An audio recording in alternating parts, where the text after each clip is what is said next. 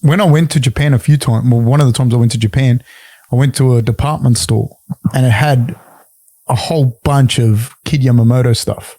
Like, he was like a fucking superstar. So yeah, he was. When he became this massive superstar in Japan, and like for any young person, that would go to your head, like 100%. Did that attract more underworld figures to him, or was he already involved with the underworld figures because he was at that gym? Yeah, he was already involved. So I think because he already involved there, he didn't have as much of a different groups attracting him. He already had an involvement, and he a lot of his fans were gangster guys, so he had a lot of friends like that. So yeah, he was already pretty much looked up to, not feared, but looked up to by a lot of the underworld people. He was stupidly talented, though. He was like ridiculously talented. I remember him fighting. He beat a guy that I know from Australia, Ian Schaefer. And Ian is a lot. Oh God, yeah, Jesus. He's crazy knockout. Ian's a tough guy and big. Like he's not a little guy. Like Kid always, no matter who he fought, even when he fought Demetrius Johnson, which I believe by that time he wasn't Kid anymore. Like the way that I remember him in thing, but he even looked smaller than Mighty Mouse. Like he always looked small. And Ian is always smaller. Yeah, Ian is not small. So Ian knocked out Genki Sudo, for those people that don't know. Kid also fought, correct me if I'm wrong, around that time with very little kickboxing experience, fought Masato. Yeah. Who was, for people that don't know, he was like one of the best kickboxers on the planet. He even fought Wakao, didn't he? Masato? Yeah. So yeah, you see, the thing with Kid is he was this unbelievably talented. The thing that Kid didn't have was he didn't have the confidence and the strength in his heart. He needed someone behind him. He needed someone to stand by his side to give him that confidence. Can I say something? You notice. So sorry, I was just going to say something because when we talk about we were speaking about Yamato Damashi earlier and what's easy for people and hard for people, and it's not always. When you look from the outside in, you think Kid Yamamoto exudes confidence. That's when you. But for him, I don't know. I don't know him at all, and I could be. I would never criticize or anything because I was a massive fan of his. But I can also see, and I could also see this, that the athletic ability for him came very easy. It wasn't. Yep. It wasn't something like for me to have achieved. For me to do a backflip would mean that I took 5 years off doing everything, and that's all I concentrated on doing. He's probably the guy in the gym who gone, like this, and just do the backflip. So yeah, he was like ridiculously talented. His sisters were like Olympic wrestlers or high level wrestlers, weren't they? Something like that. Yeah, his sisters were world champions. Yeah. Yeah, so they're very, very, very gifted family, and he was super gifted. Sorry, I kind of sidetracked. I just wanted people to understand like how gifted this guy was back in the day. Yeah, so he was really gifted, but as far as Yamato Damashi, he didn't encompass it because he only had a part of it. As far as the strength in his heart, he didn't have that. Like you said, I noticed it was really interesting how you said it was. When he fought Demetrius, it wasn't the same kid. The difference that happened was that he didn't have me anymore. He didn't have me behind him supporting him. So if you notice in the beginning of his career, he was this freaking monster that just ran through people and just wanted to kill them, And towards the end of his career, he was more of this sports fighter, kind of not really he didn't have that killer, arrogant, super confident mode anymore. No, when he was in the UFC, he was like almost like a nice guy. Like I'm sure he was. Yeah. I'll tell you this. One time, I don't think he was even. Was he a not nice guy though in general? Because he was a super nice. He was always a nice guy. Because I'll tell you a thing. I was at we were in Japan again with a friend of mine. I was in Japan, and I was at a fight night, and I bumped into someone, Like I bumped into someone and they spilt their drink on me. And when I saw the guy, I kind of saw him real quick, and he looked like a little guy, but he was like little put together dude, rough guy, and he had tattoos and that. And you can't usually see the tats in Japan, but it was at a fight night. And I just saw him like on his arm, and I bumped into him. He spilled his drink on me, and then he was real sorry. And then when he walked away, the guy that was with me was like, "That was fucking Kid Yamamoto." And like but that was my only interaction with him. And I was like, fuck, if I would have got a photo with him, you know what I mean? Like, so he never struck me as a bad guy, but in his fights in Japan at the start, he was a fucking killer. And then when I saw him in the UFC, he was like, the intensity was less than if you were at a jiu-jitsu tournament. You know what I mean? He was like a nice guy, shaking hands in between rounds, and he was different. He didn't have an indestructible wall of confidence anymore. How did your relationship impact his confidence? Like, what was it that you guys did? Like, what was the... Well, when you have a mentor behind you that you can respect and you feel safe with behind you, that mentor will, during training, during the fight, before the fight, after the fight, there's little words that I can put into his head that keeps him on focus, And I was no longer there to do that. So he became his own boss. Yeah, he didn't have anyone that he felt was more superior to him that he can fall back on. He only had himself. How did that breakdown occur? How did that, if you don't mind me asking? Yeah, okay. So that happened was, did you notice that throughout his career, a lot of people in his, when he became a superstar, not many people knew who I was. They didn't know I was the one who raised him. They were the one that I brought him into MMA. He kind of kept my name quiet because of our fallout. Right. So what happened with our fallout was in his, I'm the one who got his K1 contract. I negotiated with K1. I'm also the one who negotiated his opponents and the rule changes. Up until this day, you will never see another K1 fight that has a mixed martial arts rule, first round kickboxing rules, second round mixed martial arts. I'm the one who made that happen. Yeah, so there are fighters that he fought that if it was kickboxing rules, I didn't think he was going to be able to hang, so I wanted to make it fair, and I told them, hey, first round kickboxing, second round MMA. And that's how he got a lot of his wins over Yasuhiro, over Naranton, over a lot of guys, So I was guiding his career. I got him the contract, and the contract was a 2-year contract, 4 fights a year at $50,000 a fight. So he was making $200,000 a year. He was making back then as well. That's a lot of money back then for what MMA he was was. Making $2,000 per fight in Shuto. Now he's all of a sudden making $50,000. And I remember the day I got him the contract, he cried saying, fuck, I wouldn't fight in K1 for free just to fight in the K1 ring. That's how much he appreciated it, and he was honored to fight in the K1 ring. I guided his career for the first 8 months, picking the fights, even stopped a positive marijuana test from coming out public. He got tested positive after the Murahama fight, which would have nullified the winning and would have put his name into trash in Japan. I convinced the promoter to keep it quiet.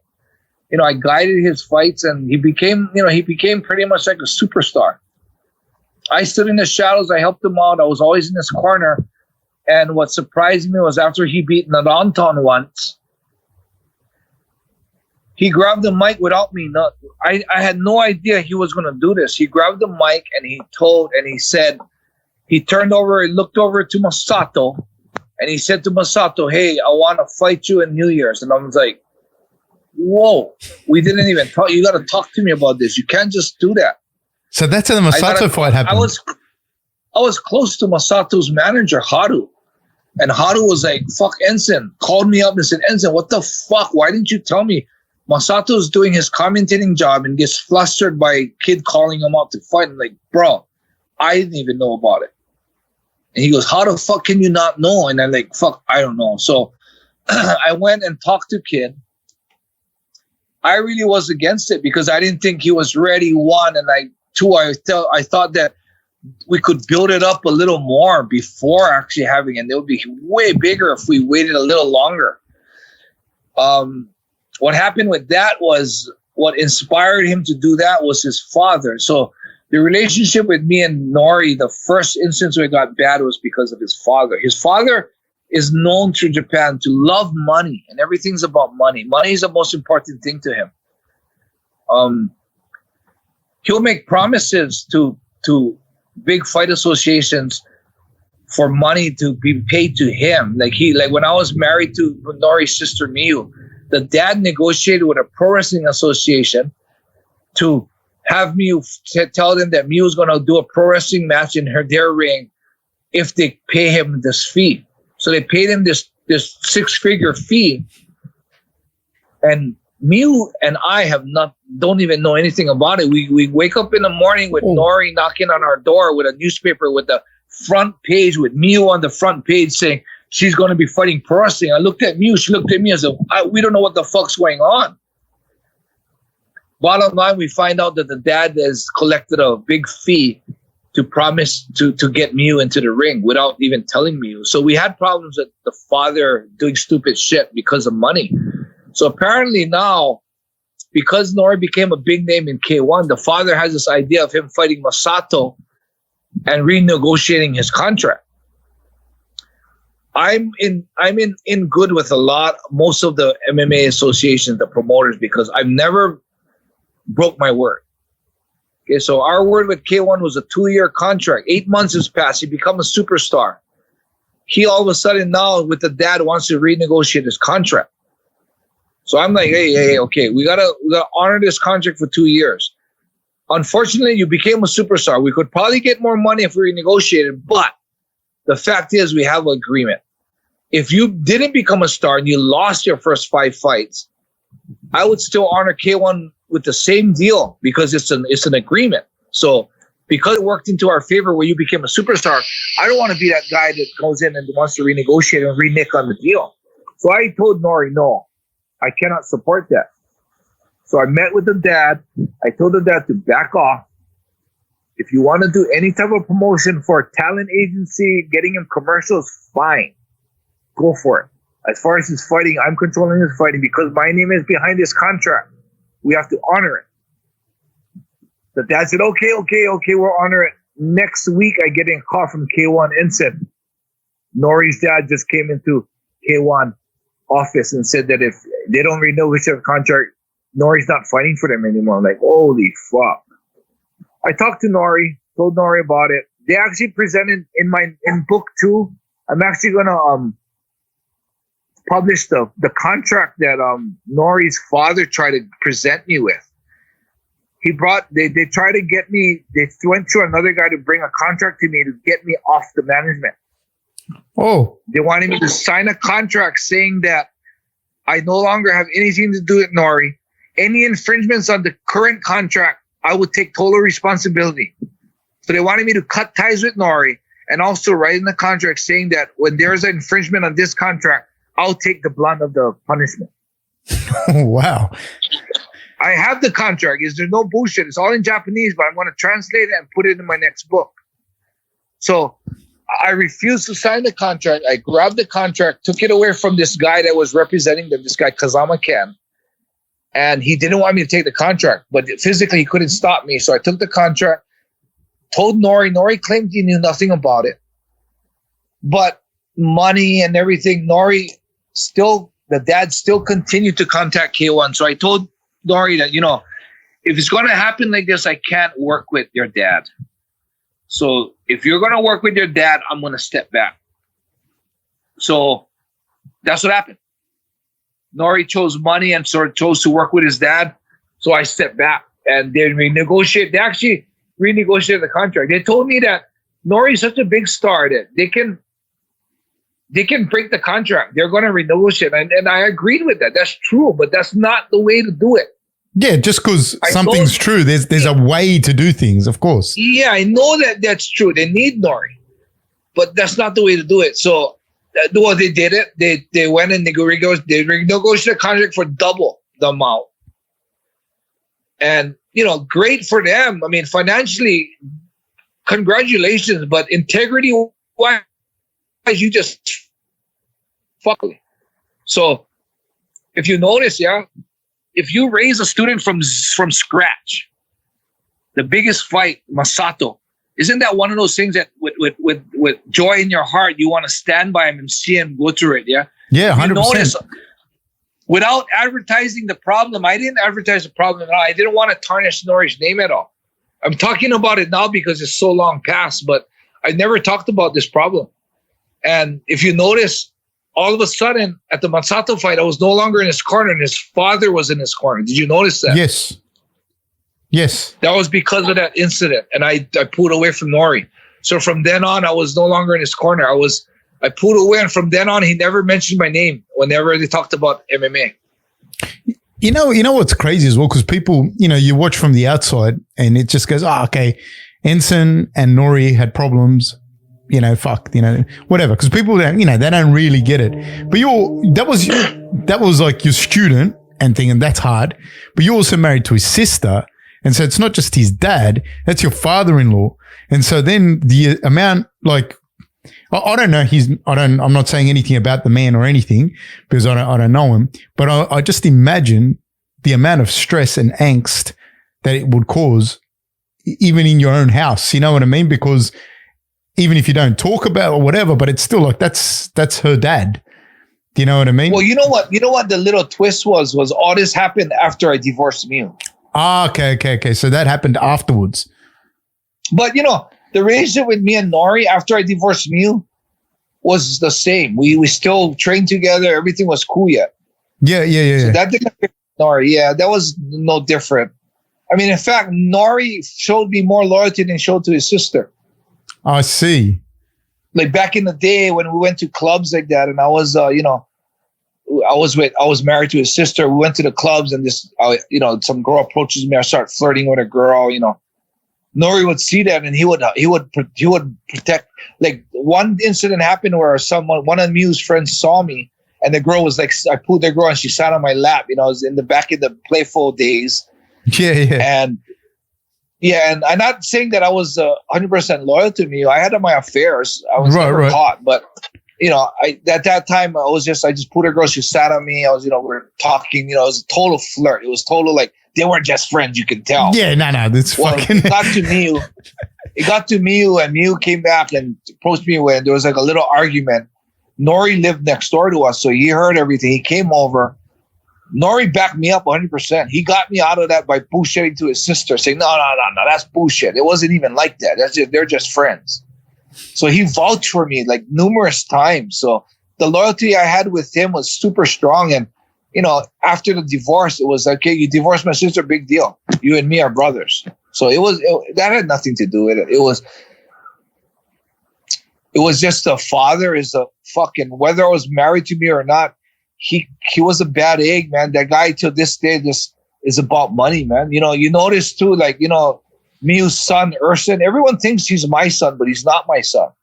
Okay. I loved him as my son. He was the son of the Mew's previous marriage. And, it's really weird because as I raised him for the 4 years, I got so attached to him that I started calling him my son. Instead of explaining to people that, no, it's a son from a previous marriage, but I see him as my son now. Instead of saying that, I just agreed it was my son. But people today think it's my son, Do you have anything to do with him? Nothing at all, man. I haven't talked to him since we divorced. In the beginning, after we divorced, the first year, me and him had a really good tie because when me and Mew separated for the year, he lived with me. I took him to school. I went to, like when they had these little exercises in the school and all the mothers went and did. I was the only father with Enson doing all the stuff with him.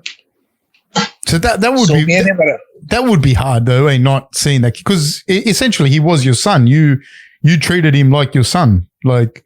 Yeah. So the first year I would secretly meet him, give him birthday presents, give him hugs, have him kick the mitt, But after a while, I noticed that he was having a hard time with it because at one event when Nori was fighting, I was already divorced by her, but Enson was there, and I saw Urson and he stayed with her already after we got divorced. And I saw Urson and I called him over and I saw him kind of look over to glance if Mew was looking. And he noticed that Mew wasn't looking, so he came running and we called it a jumping hug, where he'd jump into my arms. So we did that, and I noticed that, you know, it was kind of affecting him. And to put my grudge with Mew aside, I believe that a child needs to love his mother and protect his mother. 100%. It's most important. So I decided to back off. I decided to back off on seeing him, and I decided to back off on sending him presents. I would always give him the presents because when we were married, we had an instance where Mew's father gave him like this up-to-date present, like the coolest present. And we're like, holy shit, how did your dad know this was such a cool present? So Mew asked her dad one day in small talk, said, how'd you know? And he couldn't answer it. We finally found out that the present was sent to Urson by his father. Ah, okay. And Mew's father accepted it, rewrapped it, and made it like it was from him. So I had that image in my head when I pulled away from Urson to stop seeing Urson. I always thought that, you know, I'm not going to send presents and that fucker does that kind of shit. And I know. So I decided, for the sake of Urson and for the sake of the whole relationship with Mew and Urson, I stepped back. So ever since then, I've never seen Urson, never talked to him. And, you know, Mew doesn't like me. It's obvious. And I don't think she hates me, but I know she doesn't feel good about me. And I'm sure that things she told Urson wasn't the most favorable things about my reputation. So the fact that Urson doesn't want to contact me or have nothing to do with me, I accept that. If that's going to show his loyalty to his mother, that's more important right now. And so, how old is he now? He never contacted me. How old is he? Never contacted me about fighting, nothing. How old is he now? I think he's like 23 now. Okay, so he's not a little kid. Yeah. No. So I remember him as a little kid. You know what I mean? I remember when he was. Yeah, he was 7 when I last saw him. Right. No, I remember him being little and watching the fights. Yeah, so, you know, it comes down to like, okay, do I want to start a whole new relationship for the whole new dude and have to get involved with that family again? Or do I just close the door and say, hey, 7-year Urson was 7-year Urson. I love him. I loved him for who he was. He's gone. The new guy that's 23 years old now, the way he acts when he walks into the ring, that cockiness he has, I don't know. That's not the Urson I raised. I never seen that guy. Right. So I decided to the Urson I knew is gone. The Urson I see now is a total different person. I have no interest in making a connection. And the reason why I brought his name up was because I believe that he moved too fast for his career. He shouldn't be going to Rise. He shouldn't be fighting Kron Gracie on his first fight. Yeah. He should have been brought up a little slower. He should have been trained a lot more before stepping into the ring. But a fight in Rising will bring money and fame. And I'm on that, to segue into money and fame in Japan, like the Risings, all the organizations that have come since Pride and K1. Can you talk a little bit about what Pride was like at its height, at its very, very best, compared to today? Okay. Being in Pride was like being in a movie. The production, the show, the effects, the sound, even the way they take care of you, then the way they escorted you around, it was incredible. They took care of their fighters. Pride took care of their fighters. You know, so Pride was the association. I mean, I think Pride at its peak had a better show, treated the fighters a lot better than UFC does today. I think Pride was the pinnacle of UFC, the MMA world. What do you think brought it down? What do you think it was that brought? Oh, sorry, it was Yakuza affiliation. Okay, I want to go back. We'll get back to the thing. I had Michael Chiavello on the show. He used to call K1, and he echoed everything you said. I was just going to say that he echoed absolutely everything that you said about the production and being a movie, and he was talking about K1, but yeah, Pride was same. It was crazier. Sorry, you were talking about Yakuza involvement in Pride. You said Yakuza. I asked you. So what? Yeah. So you got to understand, in Japanese society, you see Yakuza around. You know, like America, you don't see mafia. Like, oh, you don't say, oh, that guy's a mafia. That guy's, oh, there's a group of mafia there. You don't see that. In Japan, it's prominent. It's visual. It's accepted. People know that Yakuza are part of businesses, but it's not public. You don't make it a public information. A company will hire me to do TV shows knowing that I have a Yakuza affiliation. But once it's in the papers and it says Enson has Yakuza affiliation, everyone's going to back off of me. But yet everyone knows that you have Yakuza affiliations. But it's okay as long as nobody says it. It is in a way. It's like, you don't want to deal with someone that's too deep into it. So it is a little bit frowned upon, but they accept it. It's accepted. But for, like Pride, everyone knew they had Yakuza connections. Everyone knew that Yakuza was all the Pride. But when it became public for one of their major sponsors, Fuji TV, to still support Pride when it's publicly made that they have Yakuza connections, is almost like Fuji TV as a legitimate company saying this. They're okay with underworld figures. They support illegal. That they are endorsing the Yakuza. Yeah, almost like they're endorsing them in a roundabout way. I want to ask then, how did it go from being hush hush to being made public? Like, how did that happen? I think I'm not exactly sure, but I think it was a problem that they had. Fedor had with some Yakuza guys that kind of thought they were his friends, and they kind of came out and tried to strong arm Pride about having Fedor fight for them and having a payment being made to them. Oh, really? I did not know. I had no idea about this. And that became public in the papers. Like, it was still like a rumors type of public, but that was enough to just Fuji TV just dropped Pride, and that's what Pride started spiraling downhill because I was one of their biggest sponsors. Fuck. Well, I didn't know that. The owner, not the owner, the president of Pride, he committed suicide, or they said he committed suicide. Allegedly. Yeah, he hung himself from something that you probably couldn't really hang yourself off? Well, I say allegedly because I don't have any proof that he was murdered. If I knew, I would tell you, but I don't have proof. But there's too many circumstances in the whole situation that led to a chance that he was murdered because, one, I talked to him a week before and he was excited about Pride. He was excited about what the future of Pride. So he was not someone that was planning to kill himself 1 week ago. The other thing is, whenever you find someone, a body in the hotel and it's apparent suicide, there's a big investigation before it's announced. It was announced that night that he committed suicide. Oh, just like that, bang! It was suicide. Yeah. No investigation. So that was really weird. That was really weird too. So, and also knowing the behind the scenes on Pride is that Morita, he was not even a main figure in Pride. He was a face just to put on the podium. Sakakibara was the one from the very beginning to the very end until today that's running the whole company. So he was disposable. So is that company that was Pride that you say he's running until today is which organization today? Rising. So that's the same people? Yeah.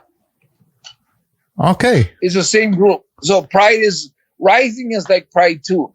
But because when Pride sold their rights to the UFC, they sold the rights to the name and all the video documents that they have. That's why the UFC has a right to all that.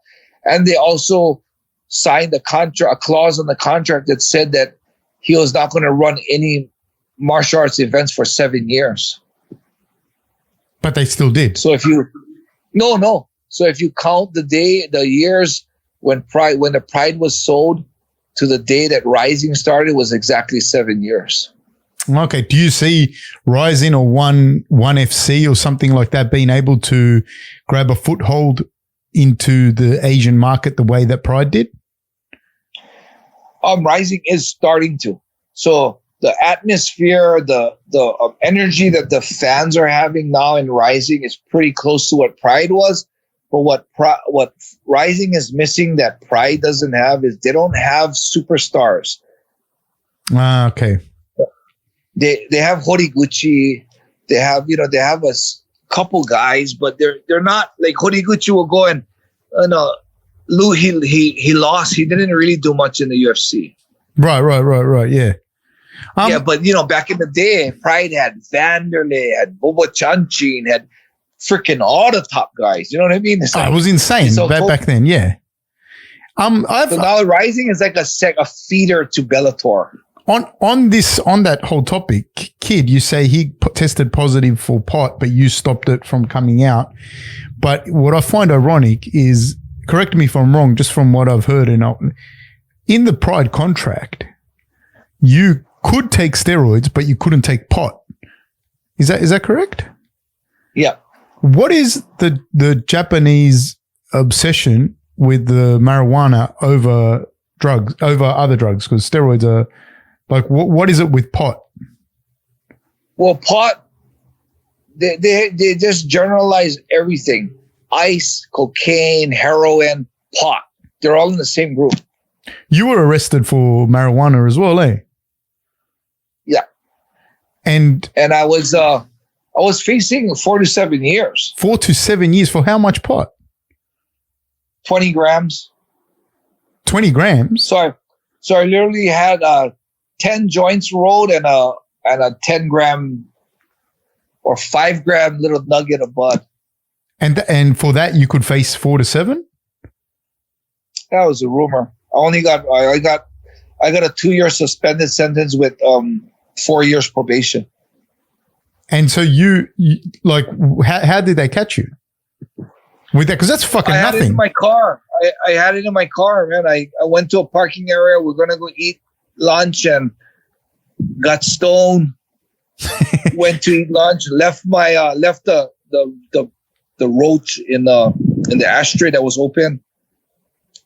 Went to eat sushi. Came back to the car.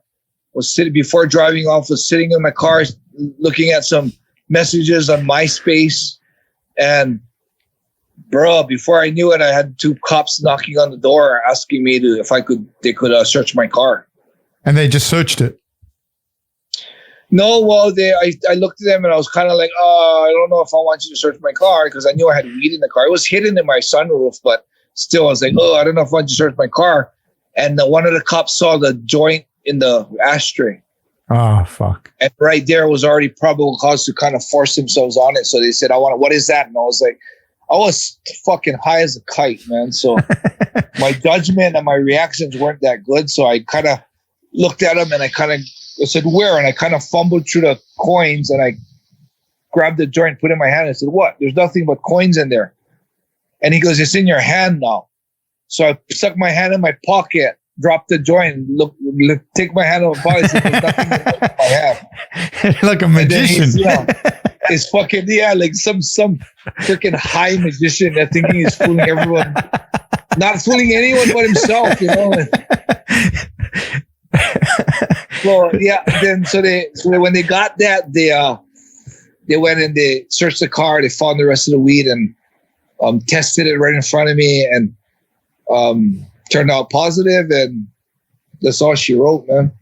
Hit the tabloids, all the TV stations.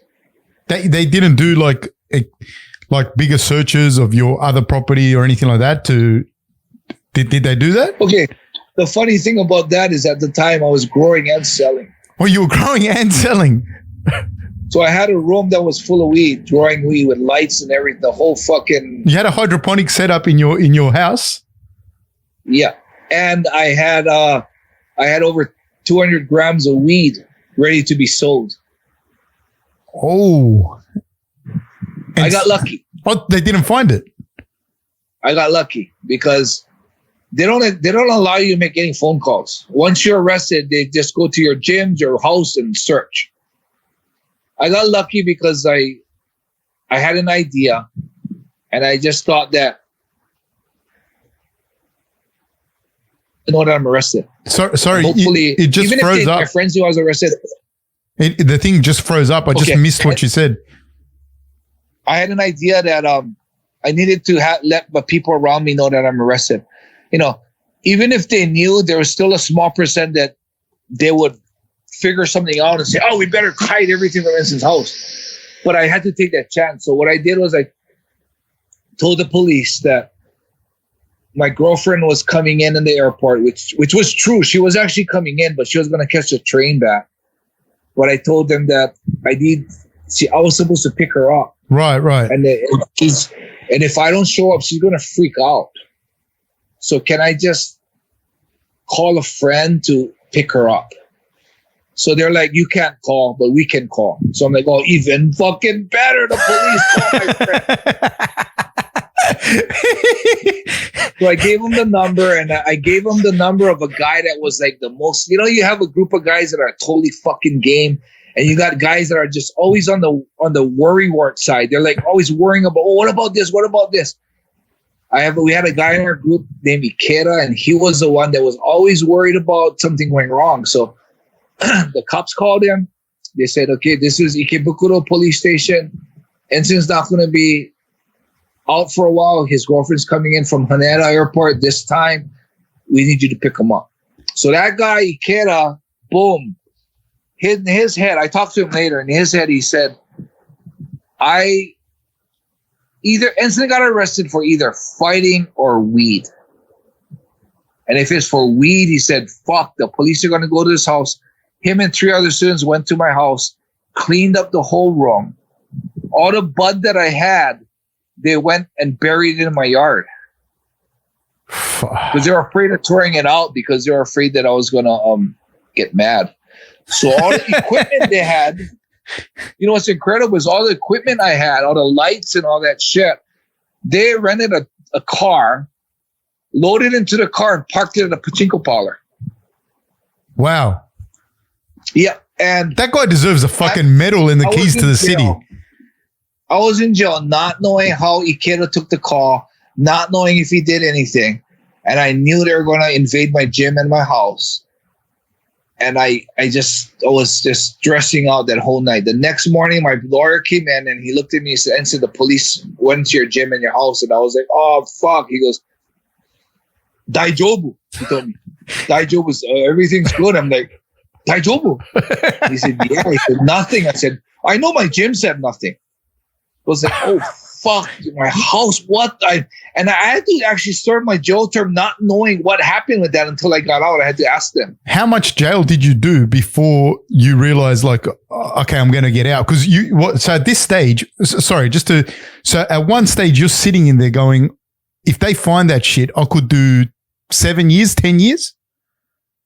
So you're because that, like, people, like, you know, you're doesn't matter who you are, but your ass would be puckered at that point. Like, there would be no way in the world, no matter how hard you are, that you'd want to spend the next 10 years in a Japanese prison. So at some point, you were like, I'm going to fucking do 10 years. And then the guy comes in and says, Daijobu. No, what happened was at first, I stayed in for 28 days, but up until the last week, I didn't know how long I was going to be in there. Fuck. Yeah, so I knew it was a holding period. That 28 days that I was in jail was just a holding period until they decided whether I was going to have a trial or I was going to be let free. Then I would have to post bail and then serve a real trial to see if I served the 4 to 7 years.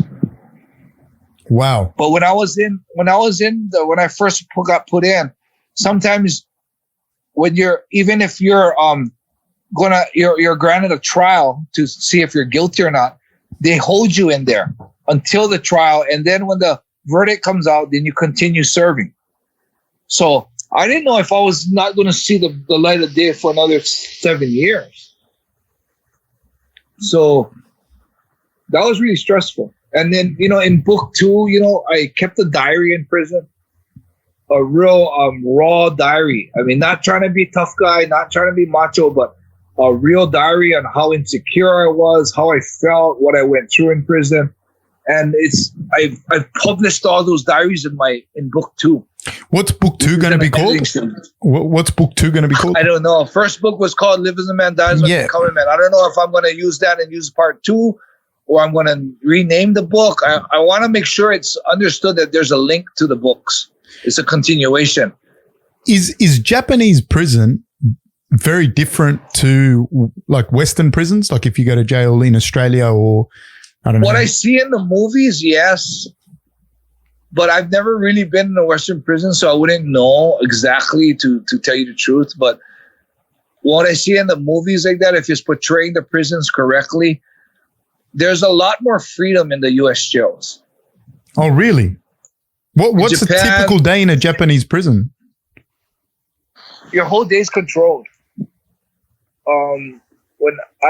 So they tell you when you eat, when you sleep. Your the cell that I was in. It was a one empty room, about, I would say it was about 10 feet by 6 feet. Okay. No chairs, no desks, no nothing. Just an empty room with 5 guys in it. Whoa. When it was time to sleep at 6 o'clock, they would allow us to go to a room and get our futons. So 5 guys would lay it out where it was barely enough room. And in the morning, they wake up at 7 o'clock in the morning, and we'd have to clean up our futons and sit in the room all day. That's it? That's it. There was we could buy notepads and we could get pens, but it was only like from 10 in the morning to 4 in the evening. So they would come and you would ask for a pen, they'd come and collect the pen. Fuck. And the only other break we had was breakfast, lunch, and dinner that we did slide through a little hole. And we couldn't ask for seconds. We would just be slid and eat what they give us. So a 200-pound guy would have to eat the same as a 150-pound guy. Is there a prevalence for the same type of violence that there are in like Western prisons in the Japanese prison system, or is that level of control subdued somewhat? I was held in a jail, so the big prisons, I'm not sure how it's done there, but in the jails, we're all in one together. There were Yakuza guys in our cell. There was one Yakuza guy that was real violent and kept beating up his roommate, so he ended up being in his own cell. He was next door from us, but yeah, there's like you're mixed in with everything. My room had a Yakuza guy that was arrested for trashing his girlfriend's apartment, like fucking sledgehammering the toilet like that. And another kid was in there for fondling a girl in the train. Another older guy, this guy Shimizu, was in there for counterfeit Japanese yen. And another Yakuza guy was in there saying, well, he said that he was framed. So he came from Sapporo and he was framed. So you got counterfeit to sexual harassment to all different types of people in there. I want to touch on something else. I appreciate all the time, man. I'll wrap it up soon. I just want to touch on something so that people...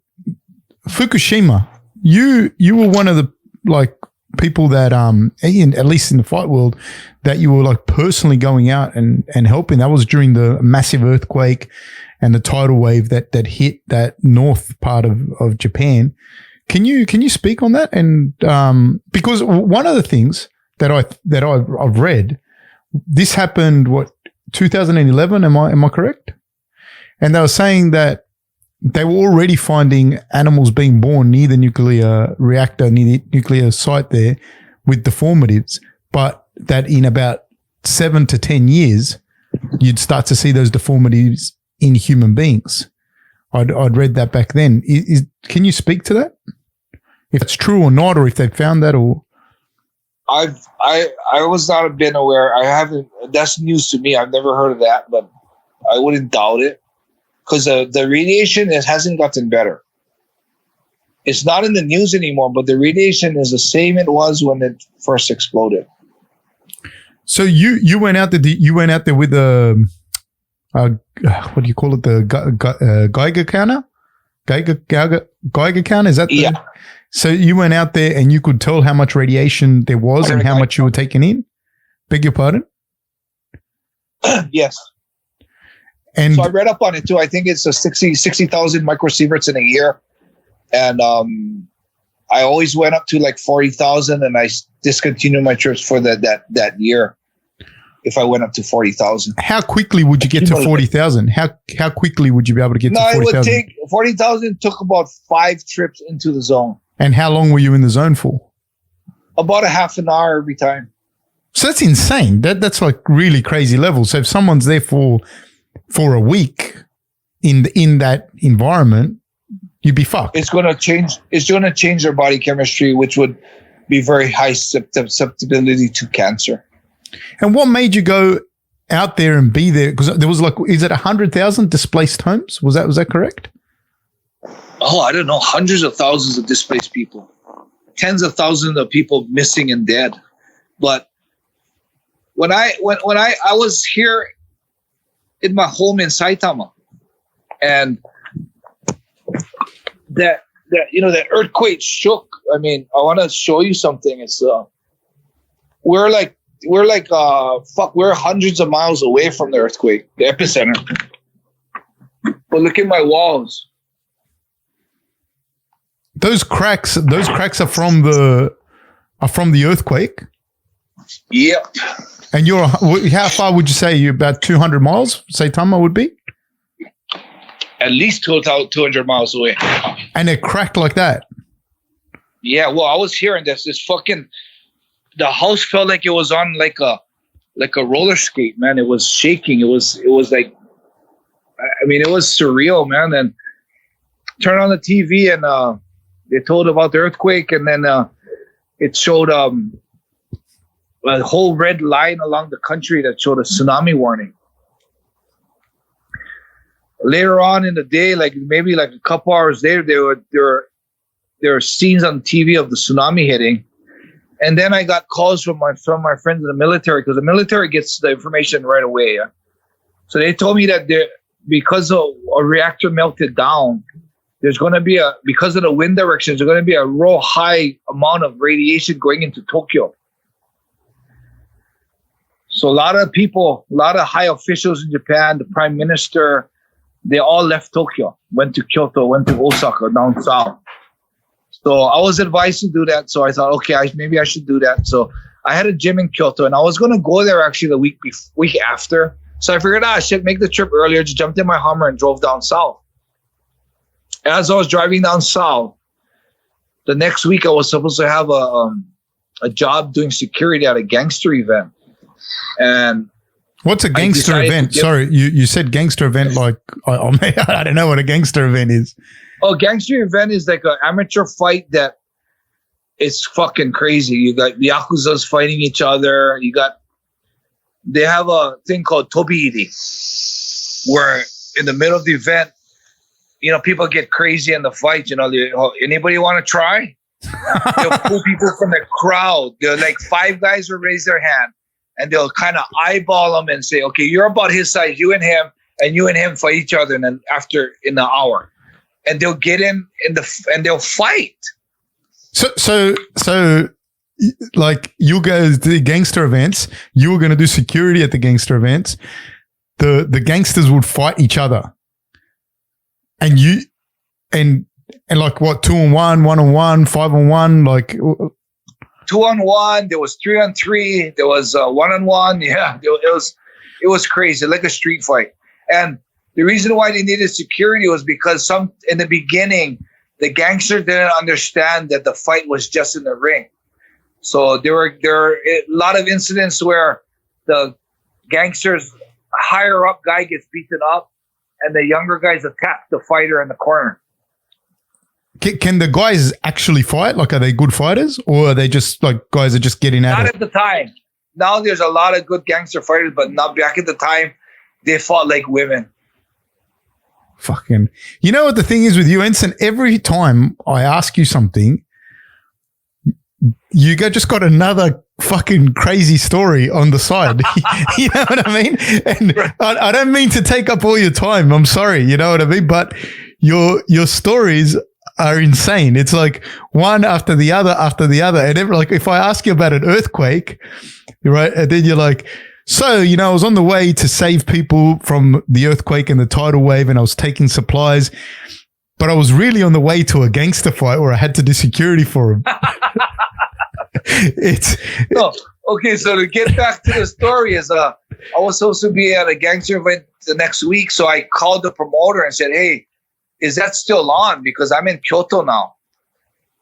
And the guy told me, oh, no, it's canceled. I said, oh, okay. I said, because of the earthquake? He goes, no, because we're all driving up north to assist the people.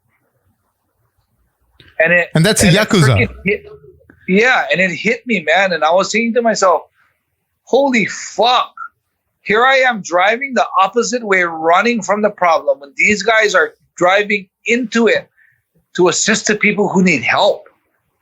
And man, that whole night, it bothered me. And it didn't help that I had my parents calling me, telling me to fly back to Hawaii, you know, because of the radiation and stuff. And, you know, of course, in the world media, this is huge, yeah? So I'm like telling my mom, no, I'm not going to leave. And she goes, okay, well, we'll pay your way. Fly to Okinawa, fly down south. And they're trying to encourage me to get as furthest away from the problem as possible. Of course, mom and dad are always going to say that.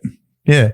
And then I'm sitting here thinking, I was saying, okay, I'm in Kyoto, I'm safe. I'm trying to convince my mom, I'm safe here, it's good. This is far enough, I'm fine. And as I'm talking to my mom then and trying to confirm to them that I'm safe, I have these friends that are driving up north into the fire. And I'm like, I'm sitting there, it was bothering me the whole night thinking, fuck, what kind of man am I? I'm running from it when I could actually be of help up there. So ironically, it was good because all the shelves in Tokyo was all empty. People were preparing.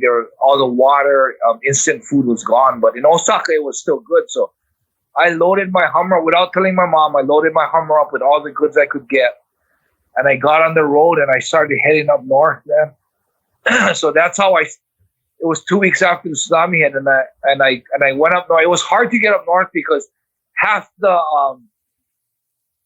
time we had to get off the highway because the highways are cracked. Yeah, the roads would be like all over the place, eh? Yeah. So any span of the highway that wasn't inspected by the safety inspector, there weren't allowed people to go off, so we'd have to get off. So a trip that would have took me 3 hours took me like 8 hours to get up north. Fuck. And then when you got there, it would have been like... When I got up there, the first city I hit was inland. And I went to check on some of my friends that lived there, and it was just pretty much earthquake damage. They were fine. Little shop, they had collapsed buildings. I drove around the area, see if people needed help. And as I was there, I got a call from another friend that told me that she has a friend up in Miyako, which is way up north, right in the coast, and said that they got hit by the tsunami, and I can't get in touch with him. Can you check if he's okay? So I figured I'm already up north, and I'm figuring I'm up north. I may as well do it for her. So I said, okay, give me the address. She gave me the address. I put it in my fucking nav, and it was another 8 hours up north. Oh. So I'm like, but I already told her. I said, you know what? So I jumped in my car, drove up north, and it was like really amazing because, you know, a tsunami only damages where the tsunami hit. You know, yes. You have a typhoon come through. The hard hit areas of the typhoon or earthquake or fire is damaged, but around it there's cracked buildings, or around it you can kind of see where the heart of the quake was, or the heart of the fire, or the heart of the typhoon, or the tornado. Man, the tsunami is totally different, man. I'm driving towards the coast and everything's perfect. I'm like, the yards are green, no, nothing's damaged. And I'm thinking, I'm getting pretty close to the coast. I'm thinking, am I in the wrong place?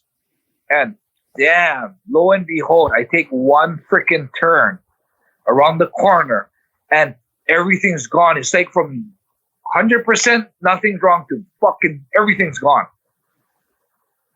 And when I went there, the army was in there still trying to clear roads for cars to drive through. There were bodies up on ceilings or bodies stuck in, like the Chevron gas, the Chevron big high sign they have that. Yes. There was a body stuck on top of that. Oh. The stench was a smell that I really cannot describe. I want to say like it was a real fishy smell with a tinge of some weird tang to it. So when I got in there, it was all about cleanup, man. I found my friend's friend, and helped them clean up their house and went to his the evacuation center where his family was and dropped off supplies to them. And I noticed they needed way more supplies, so I spent the next week driving 3 hours into a different town just to pick up supplies to bring out to that town. Far out. And that's when I got the bug on helping these people, because up until that day, you're a child is accustomed to believe that the true happiness in life is the happiness of receiving. That's why on the day that's considered your day, your birthday, what happens then is supposed to be your greatest day, so you get presents, right? But I learned that day that the true happiness in life isn't the happiness of receiving, but it's the happiness of giving. So I went out and brought stuff for the people, and it felt good being able to help, but it didn't really hit me until one day there was a reporter that wanted to follow me up, and he followed me up, did a little documentary on it. It's called the Yamato Damashi Diaries. If you YouTube and you go on Yamato Damashi Diaries, there's all parts. Okay. Parts 1 through 6. You should watch it. It's fucking raw, because he came in with me on like my third trip up there and filmed and documented it. But he came and he asked one of the ladies, so is Enson being any help? And this lady looks at him and starts crying. And right now, till now, it kind of chokes me up thinking about it. And she looks at him and says, "You see this shirt that I have on? This is from Enson. You see the shoes I have on my feet? This is from Enson." And then I got her some dog food, because she had a little dog. And she said, "Even this food for my dog is from Enson." And she grabbed it, held it to her chest, and went back to her cardboard box that they were building to live in, and sat down and started crying. And fuck, man, it just hit me to a point where I was like, wow. I mean, receiving any type of present, even getting I had a Yakuza guy buy me my Hummer, and the happiness I felt receiving that gift was wouldn't even compare to the warmth that fed in my heart seeing that lady say those things. And from then on, man, I was hooked, man. People say that, wow, Enson, man, he uses all his money, gets nothing from it, and helps all these people. Man, they got that all wrong, man. I'm not getting nothing from. I'm getting so much. I'm getting stuff money can't buy. The warmth in my heart that I'm given by learning the happiness of giving and seeing these people cry and smile with happiness. Money can't buy that. So I'm spending my money to do things that I'm actually getting a lot back. So I'm hooked on it. I'm still doing it till today. We're still taking care of an orphanage right now, and it's going to be a hard one, because the orphanage. I used to break it down into 4 different trips, because there's 88 kids. Yeah. So are they orphans from Fukushima? A big part of them are, but some of them, the orphanage has been around for 100 years now. Okay. So a lot of the kids, the majority of the kids are from the tsunami. So I go and buy shoes for them every year. Because, every year when you're a kid, you outgrow your shoes. Yes. So I decided to get them shoes every year. So we get the school to write down, the first trip's going to be from January to April. So they give me a list of all the kids' sizes, their names, and what color shoes they like. And I go to the shoe store and I purchase all the shoes, and then drive it up to them, buy them birthday cakes I buy 4 huge cakes that they can split up and cut for all the kids to eat, sing happy birthday, give them their shoes and leave. And I do it 4 times a year. But this year, because of the coronavirus, I haven't been up there yet. And what I'm afraid now is I'm probably going to have to make one trip up there in December. And I'm going to have to buy all 88 at one time and bring it all up to them at one time.